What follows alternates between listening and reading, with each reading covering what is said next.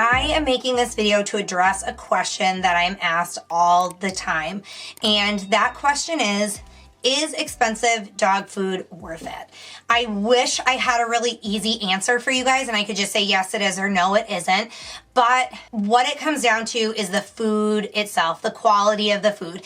Sometimes expensive dog food is worth it, but sometimes it's marketed in a way that makes it seem like it's better, but it's actually not. And so in that case, it wouldn't be worth it. For more information, you can click the link below this video, but I'll go into some quick details about what that means. So unfortunately, even though we think of the pet food industry as being around like forever, it hasn't been. It's actually relatively new in the grand scheme of consumerism. And for that reason, it's highly unregulated. Those regulations are getting stronger all the time, and there are a lot of great advocates out there that are pushing to have the pet food industry be more regulated, but at this time, it's really not. So you may see words on packaging like natural or premium. A dog food can be marketed as premium, but that doesn't really mean anything. You can see natural on a label, and as long as there's a natural ingredient in there, they can use that. And there's no regulation that says that you can't use the word natural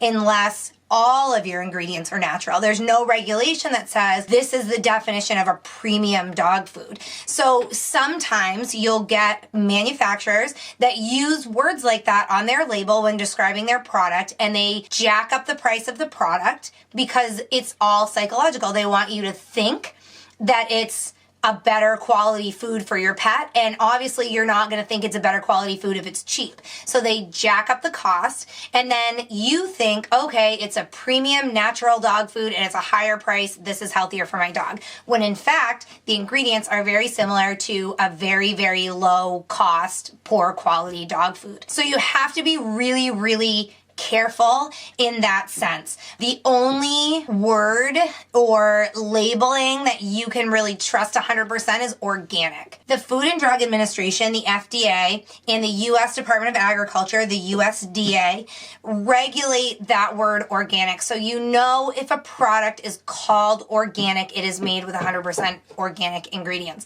So that is one thing that you can trust in the pet food industry. But as I mentioned, a lot of those other words, and they're more general terms like natural and premium. There really isn't a solid definition of those in the pet food market. So be really, really careful about that. As far as if certain foods are worth it, it's not really the cost as much as it is your pet's unique nutritional needs. So that's a conversation that needs to be had with your veterinarian. For example, senior dogs, lazier breeds, they don't need as many calories. They also may not need as much protein. Puppies, working dogs, they need higher calories, higher protein foods.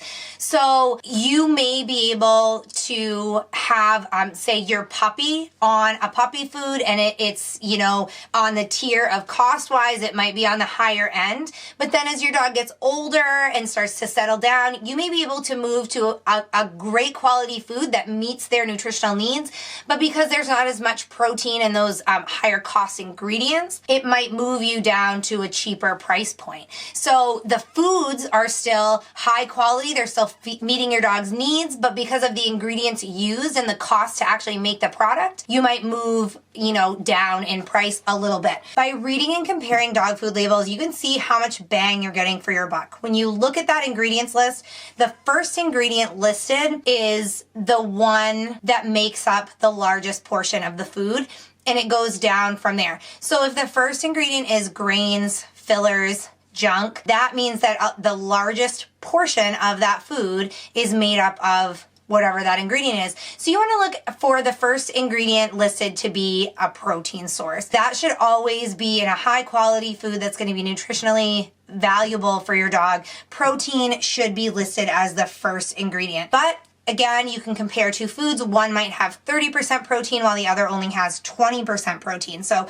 you know, comparing individual labels is your best bet to figure out which brand is actually going to be worth the cost. It's confusing for pet owners, and I totally understand that because, cheaper foods aren't going to be always a better value in the long run, while more expensive foods aren't always the better quality food. And unfortunately, that is the marketing world that we live in. As consumers, we have to be very wary about the products that we're buying, and pet food is no exception to that. Keep in mind that the poorer quality foods, which also tend to be cheaper, they don't always provide the best nutrition, and they're not always the healthiest for your dogs. Sometimes they can even include ingredients that are harmful to your dog long term. So feeding a more expensive or a higher quality food throughout the course of your dog's life may actually save you money in the long run on things like vet bills and pharmaceutical needs and things like that if there's health problems related to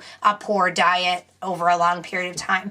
So, there are things to consider other than the cost of the food themselves. Definitely your dog's health, quality of life, and their, nutritional needs being met needs to be number one. That doesn't mean that you have to buy the most expensive dog food out there. It just means that you have to find a dog food that's within your budget and also is going to meet all of your dog's nutritional needs.